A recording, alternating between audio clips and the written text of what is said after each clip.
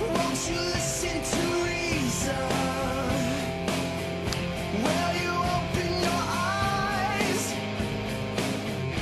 It's a wonder what you'll find with an open mind. You may be surprised. Yeah, gotta get away from this illusion for the sake of the world. This delusion, it's gotta go.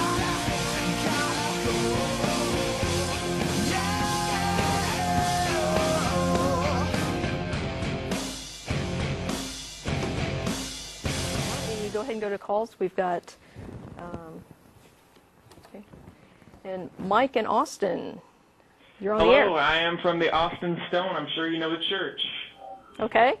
And I welcome you to join it. We've got a great church, and we're pretty much by the book. And I've helped many lost souls find their way, so to speak. Yeah. Well, we're not lost. Don't have a soul. Wait, is this just a call to advertise your church? Well, I just wanted to start off by welcoming you to join, if you want. Well, thank It sounds you. like you obviously don't belong to one now, do you? No, you're right. You're right. We don't. But thank you for the But you invite. did one time, didn't you? I did. Yes, I did as well. So you didn't feel any warmth when you sang the hymns or listened to sermons or anything? Yeah, I did. I did. Yeah, but that has nothing to do with whether, I The came to the theology is conclusion true or that not. feelings are not God. yeah. So why exactly did you quit? Well, I quit because I did a lot of research into how the Bible came to exist and also into church history, how the church came to exist. And when I realized that, in my view, I couldn't find anything to substantiate that there was a hand of God involved, I began to question the authority of the church and of the Bible.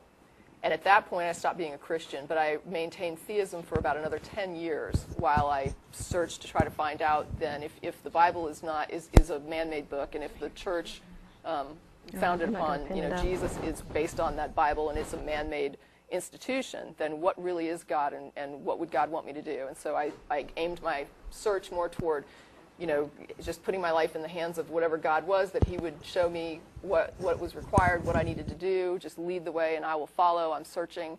That went on for about 10 years until I came to the conclusion that if God is everything, pretty much that's pantheism. So I thought I was a pantheist for about a week. I guess I was a pantheist for about a week, and then I said, this is kind of ridiculous. It's the universe, and so we have a name for it, and God and matter are not the same thing. Material existence is material existence, and if that's what I'm calling God, then I might as well just say I'm an atheist.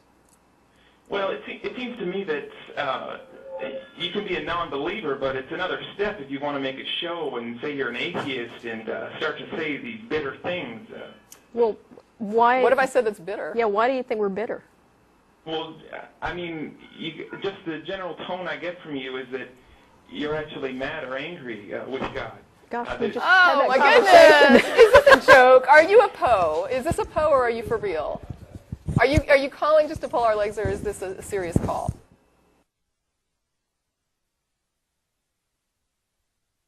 But atheists cannot hate God. That is like, it's a nonsensical statement. A person who does not believe in something cannot hate the thing that they don't believe exists. Is this a serious call? This is a serious call. Okay, so now wait a second. Do you understand that an atheist does not believe a God exists? Do you understand that? Do you understand that an yes. atheist does not believe a God exists? Yes, well, of course. Okay, then do you understand? Okay, I'm not accusing you of being stupid. I just want to make sure we're clear on our definitions. If you understand I don't believe a God exists, how does the statement "I'm angry at God" make any sense at all? Well, angry about religion, then, about Thank you. this so-called institution you call it. It is an institution. I mean, even if you believe God produced it, it's still an institution, right? I mean, it's institutionalized. Well, for you sure. said yourself that you felt some warmth when you went to church, that it just wasn't for you. But why do you have to make a show and say these things then? Well, Did you not hear the example of the homeopathic remedy? Did you hear what I just talked about?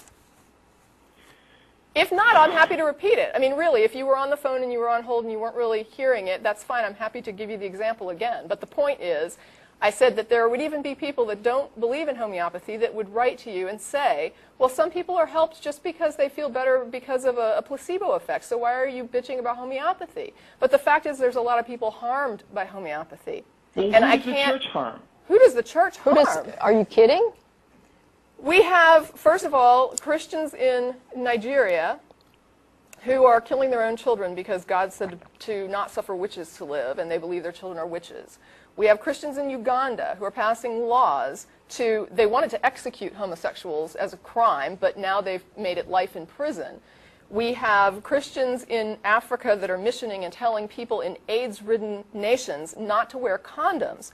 We have Christians here in Austin, Texas, who don't think that a woman should have a right to choose, that are down on women's rights. We have Christians across the U.S. who are trying to trample the rights of gays, who are trying to keep them from... I personally find it a bit insulting for you to say that my church is bad people. They're good people at my church. We didn't say... When did I say that your church is bad people? You asked me to give you examples of the harm that religion causes, and I just listed some.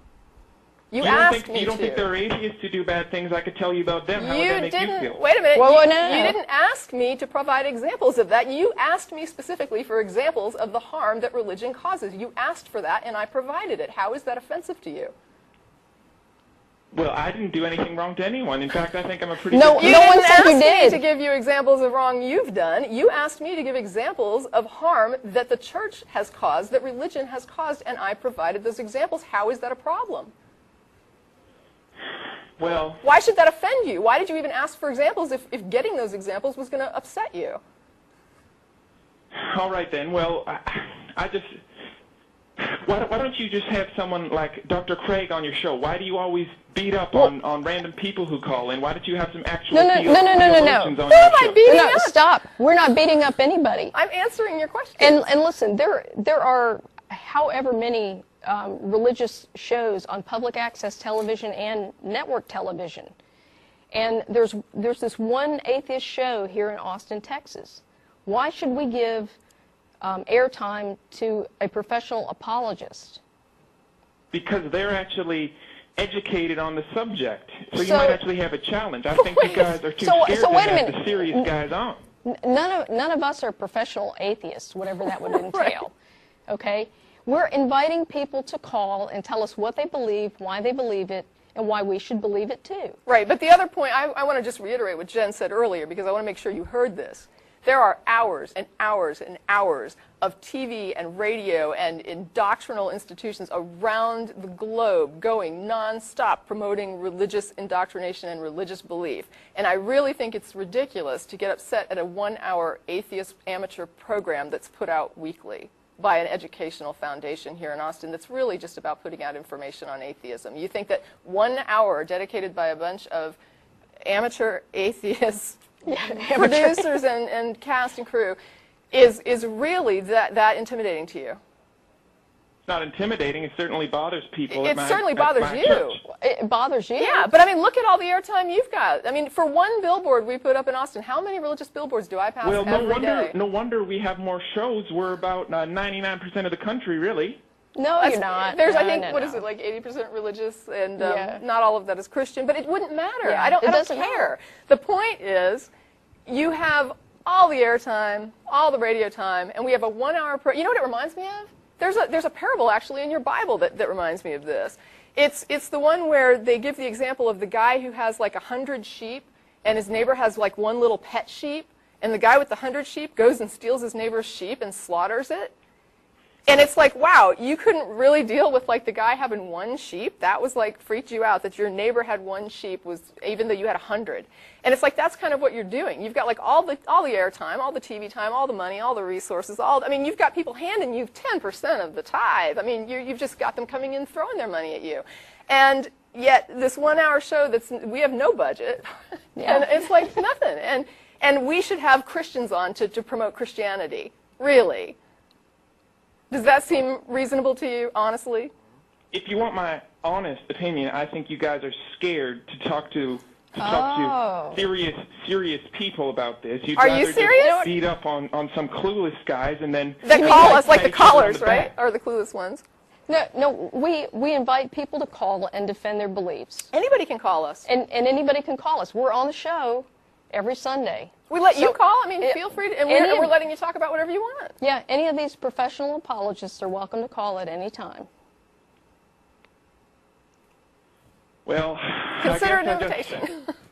I just want to say that I think a lot of the things you guys say are wrong. Well, so I would about expect that from a religion, theist. And I would just, for example. Pardon me? For example. Well, that there's no God, I guess, would be the start. If you're an atheist, then right off the bat, we've got a bit of a problem. Well, yeah, but that's an easy problem to resolve because all it takes is a demonstration of a justification for your belief. You use really big words when you Okay. talk. I'm sorry. It sounds a little... Okay, I just want you to demonstrate to me that your belief in the existence of a God is justified. Well, why do I believe in God? Well, there's evidence for God everywhere you look. Like? I mean, as? just on the news lately, we had a national tragedy. Someone got shot through the brain, That's and they horrible. survived that. And wait a minute, wait. what? They got shot and they... Representative Gifford Right, got shot through the brain. Right. The doctor said it was a miracle she even lived. She got shot So through the you don't- brain, you and don't she think- is still alive, and she looks like she will actually get back to normal. What about the 9-year-old who died? Yeah. Well, you just look on the news, and the president said she's up in heaven, and you want to tell us you want to jumping in rain puddles, he said, and you want to tell people that it's just lights out when you die. So the president decides who's in heaven? Yeah. He said she's jumping in rain puddles up there. Did he see her? I mean, how does he know this? Well, you want to tell us that it's just game over when you're dying? No, I'm just asking how you We're know asking this. how What you is know the this? justification for claiming she's in heaven? And even if she is in heaven, is that a justification for someone shooting a little girl? Is that part of the miracle? Was that a 9-year-old got killed? It's a miracle that Representative Gifford survived. Right. Imagine you got shot in the head. So Do you the think you'd have a good chance to live? Right, the plan was about killing several people so that God could show his beneficence in making somebody go through rehab after getting brain damaged from a bullet through the brain. That's your miracle. You don't think that's a miracle if I someone think it's survived an a extreme gunshot to the head? tragedy and that it's fortunate that not everybody was killed. But I don't think it's a miracle that somebody survived and is now having to go through rehab and she can barely, I don't even know if she can speak yet. Yeah. I mean, the this is doctors don't know somebody's that. But brain it's a damage. miracle she's even alive. She's brain damaged you- and people are dead. And that's exactly what I would expect to happen at an event where somebody shoots into a crowd. I don't consider several people shot dead and one person brain damaged to be proof of God's miraculous powers.